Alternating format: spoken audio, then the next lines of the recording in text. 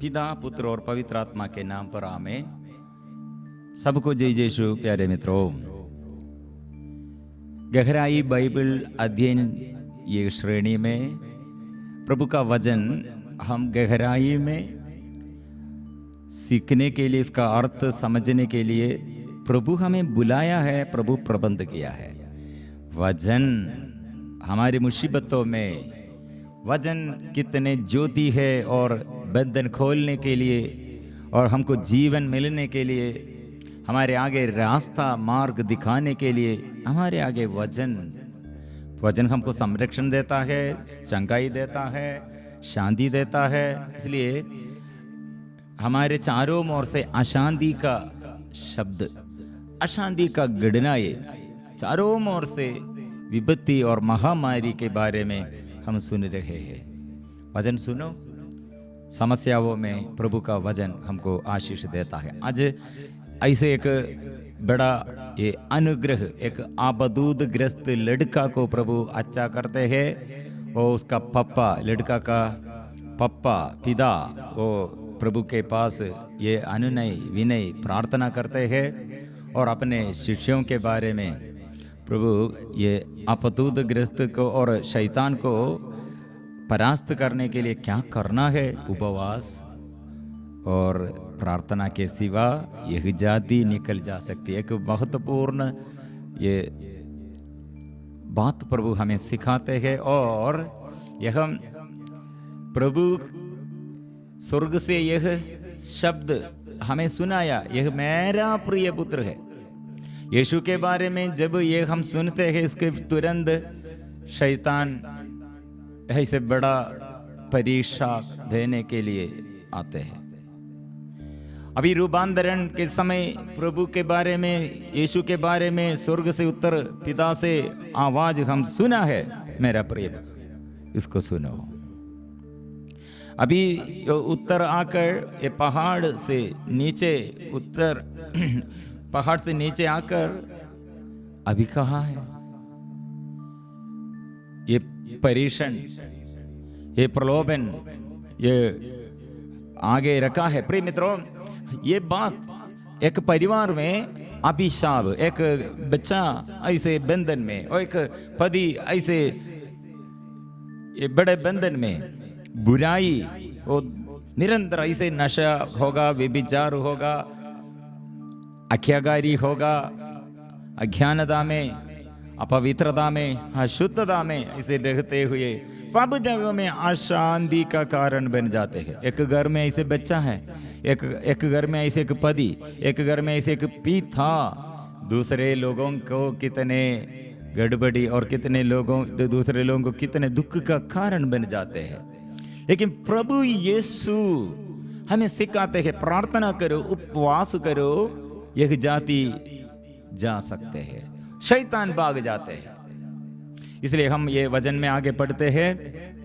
जब वे शिष्यों के पास लौटे तो उन्होंने देखा कि बहुत से लोग उनके चारों ओर इकट्ठे हो गए हैं और कुछ शास्त्री उनसे विवाद कर रहे हैं। ईसा को देखते ही लोग अचंभे में पड़ गए और दौड़ते हुए उन्हें प्रणाम करने आए हैं। ईसा ने उनसे पूछा, तुम लोग इनके साथ क्या विवाद कर रहे हो? भीड़ में से एक उत्तर दिया, गुरुवर, मैं अपने बेटे को, जो एक गूंगे अपतूत के वश में है, आपके पास ले आया हो। प्रिय मित्रों, यहाँ अपतूदग्रस्त के अधीनता में एक लड़का, वो लड़का मतलब शैतान ये प्रलोभन और परीक्षा लेने के लिए आया है।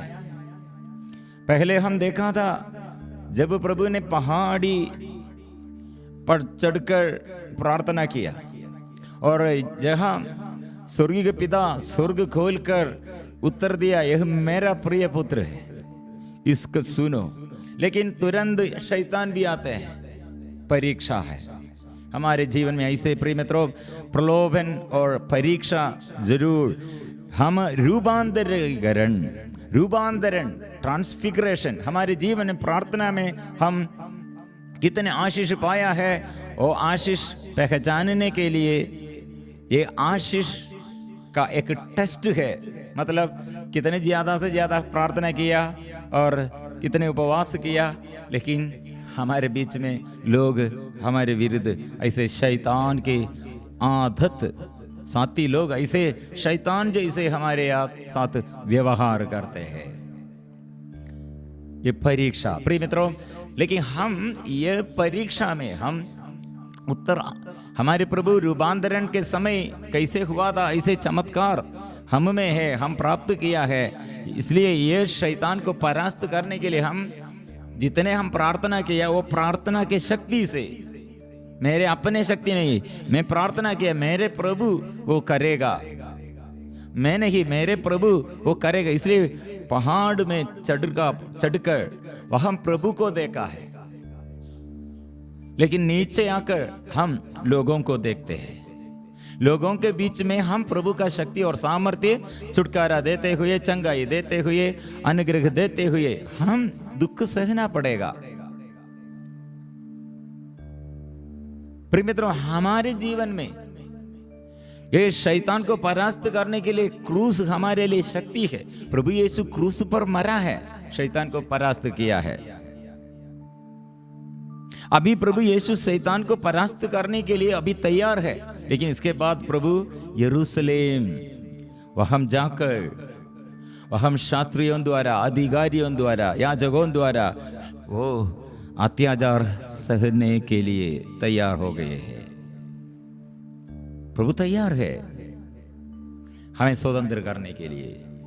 इसलिए प्रिय मित्रों, हम हमारे जीवन के ये अनुग्रह के यह बातें, अनुग्रह के लिए, बंधन से छुटकारा के लिए, विपत्ति से छुटकारा के लिए प्रभु के आगे हम समर्पण करते हैं। हम ये क्या हुआ है, शास्त्री लोग अपने शिष्यों के विरुद्ध बात कर रहे हैं। ईसा को देखते ही लोग अचंभे में पड़े गए हैं और दौड़ते हुए प्रणाम करते आए हैं। ईसा ने उनसे पूछा, यह हम शास्त्री लोग हैं, क्या के लिए, क्या ये विवाद कर रहे हैं? यह हम शैतान को परास्त करने के लिए शिष्य लोग अभी पराजित हुआ है, असफल बन गए हैं, असफल लोग बन गए हैं। उन लोगों का यह प्रार्थना निरर्थक, अर्थ शून्य है। उन लोगों का यह अभिषेक अभी अर्थ शून्य है, क्योंकि अभी शैतान विजय पाया है शिष्यों के आगे।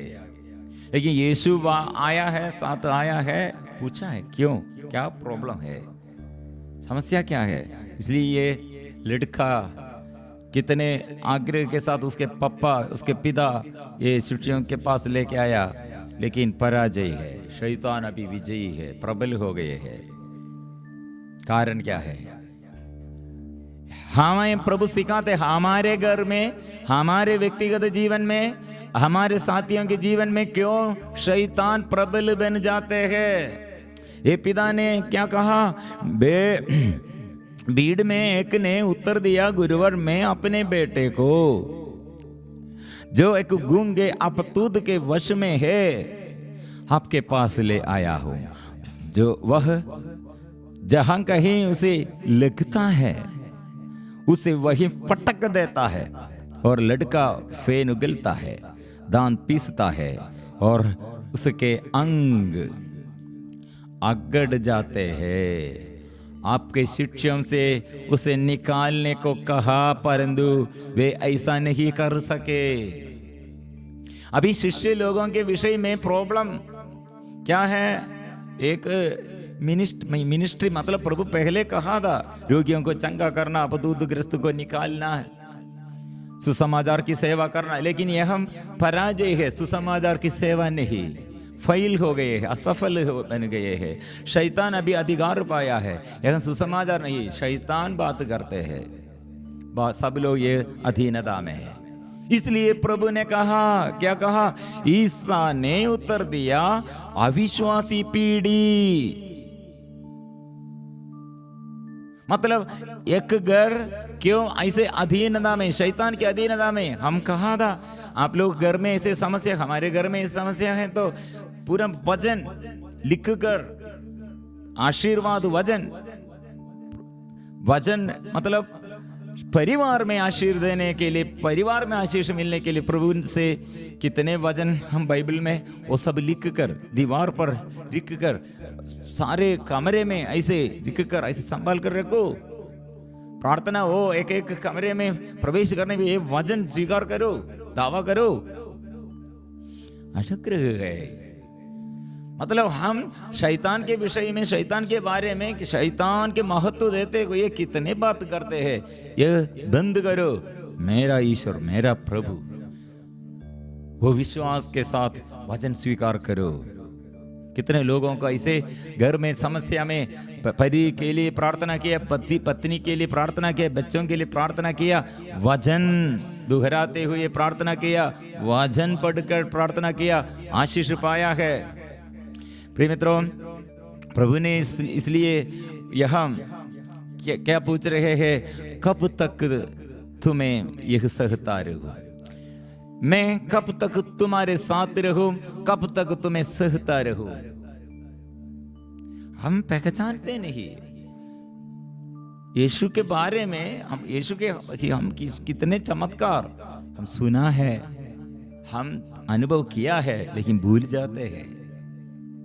अभी क्रियाशील नहीं है यह शक्ति हम में। इसलिए प्रभु ने फिर वे उसे ईसा के पास ले आए।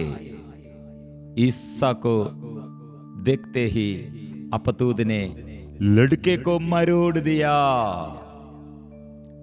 लड़का गिर गया और फेन उगलता हुआ भूमि पर लौटता रहा। एकदम ये बुरी हालत, इतने संकट के, इतने डर के, घबराहट के स्थिति है। मतलब ये शैतान को हम अधिकार देता है तो शैतान ऐसे करेगा, लेकिन ईश्वर पर अधिकार कर देता है तो, ईश्वर पर हमारे विश्वास है तो बदल जाएगा। इसलिए ईसा ने उनके पिता से पूछा, इसे कब से ऐसा हो जाया करता है? ये सवाल बहुत इम्पोर्टेंट है, महत्वपूर्ण क्वेश्चन है। कब से शुरू किया? उसने उत्तर दिया, बचपन में से ही। अपतूत ने इसका विनाश करने के लिए इसे बार बार आग अथवा पानी में डाल दिया है।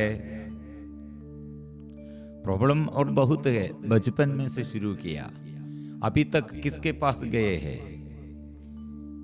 प्रिय मित्रों, पहले प्रभु ने कहा, अपने शिष्यों से कहा, अल्पविश्वासी, विश्वास के कमी है आप लोगों, विश्वास के कमी, विश्वास के पूर्णता आप लोगों को अभी भी पूर्णता नहीं तक पहुंच गया है, समझ नहीं पाया है।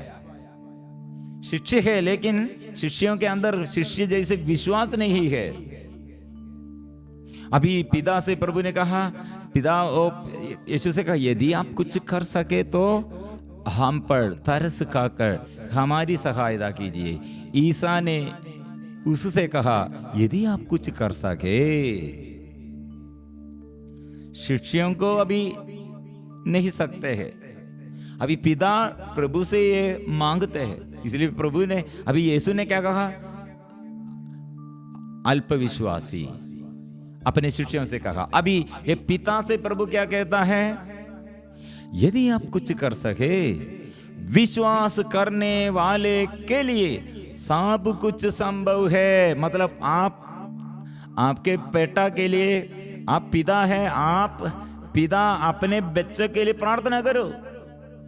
शिक्षित लोगों के अविश्वास के कारण आपको छुटकारा नहीं मिला, नहीं तो आप अपने से विश्वास करो। किस पर? शिष्यों पर नहीं। हाँ, बहुत सारे लोग ऐसे हैं, अपने विश्वास प्रभु के पास अपने से नहीं, और फादर लोग और सेवक लोग, कैटेकिस्ट लोग और प्रार्थना चलाने वाले लोग मेरे लिए प्रार्थना करेगा। ओ प्रभु ऐसे नहीं चाहते। आप विश्वास करो, आपके घर के लिए, आपके बेटा के लिए, आपके जीवन में आशीष के लिए आप विश्वास करो। विश्वास की कमी पूरा करने के लिए प्रभु से प्रार्थना करो। ये व्यक्ति ने क्या किया? इस पर लड़के के पिता ने पुकार कर कहा, मैं विश्वास करता हूं, मेरे अविश्वास की कमी पूरी कीजिए। पिता ने प्रार्थना किया है। प्रिय मित्रों, यहां पिता ने प्रार्थना किया है। बहुतेरी लोगों और अपने बच्चों के लिए प्रार्थना करने की जरूरत, अपने पापा मम्मी माँ बाप के लिए, और अपने बच्चे लोग और अपने माँ बाप के लिए प्रार्थना करने के लिए भी जरूरत है। और हम आसपास एक दूसरे के लिए प्रार्थना करने की जरूरत है। यह पिता ने प्रार्थना करते हैं।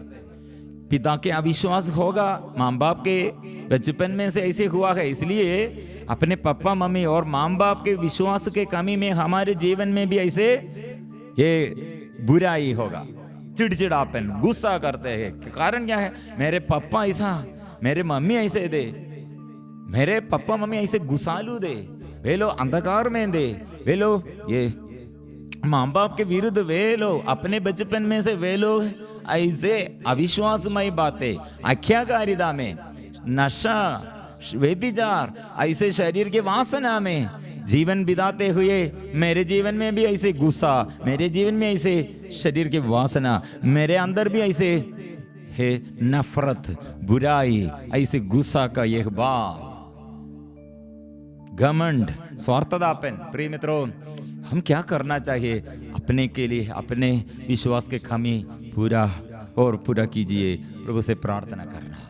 क्योंकि मैं अपने ये दुर्बलता और मेरे अपने दुर्बलता स्वीकार करते हैं तो मेरे बच्चों पर, मेरे पति और मेरे पत्नी और मेरे माँ बाप पर आशीष मिलेगा। प्रभु के आगे हमारे ये प्रार्थना प्रभु सुनेगा और प्रभु के आगे ये बड़ा आशीष का प्रार्थना है।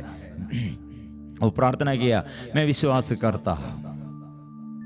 इस पर लड़के के पिता ने पुकार कर कहा, मैं विश्वास करता हूं, मेरे अल्प विश्वास की कमी पूरी कीजिए। उसने क्या कहा? मैं विश्वास करता हूं। क्या विश्वास? मैं विश्वासी नहीं हूं, मैं पापी हूं, मैं अविश्वासी हूं। मैं विश्वास करता हूं, मैं अविश्वासी हूं। मेरा अविश्वास, मेरे पाप। प्रिय मित्रों, इससे बड़ा प्रार्थना क्या है? इससे बड़ा प्रार्थना कहाँ है? पिता ने स्वीकार किया है। हमारे स्वर्गीय पिता ने हमारे प्रभु यीशु को हमारे लिए भेजा है। स्वीकार करते हैं। क्या पाप स्वीकार, किसका पाप स्वीकार करते हैं?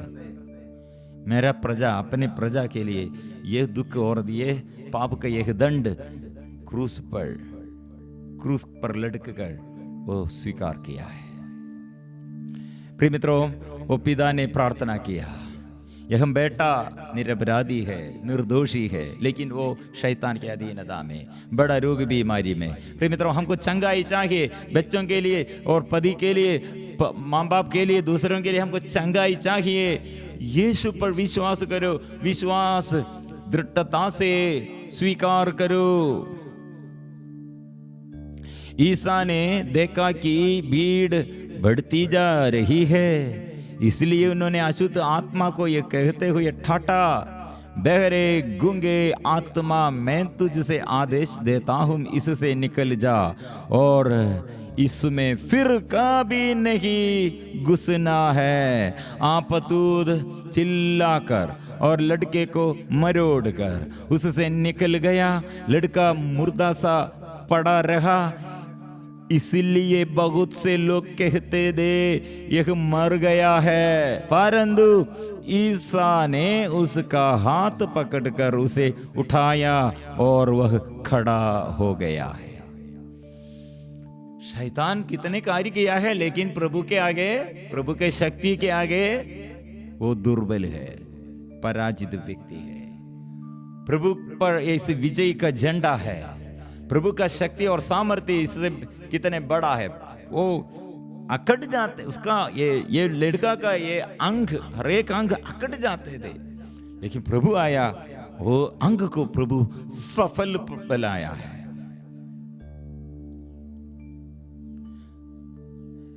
हालेलुया। प्रिय मित्रों, लास्ट मतलब ये प्रभु चमत्कार प्रकट किया है।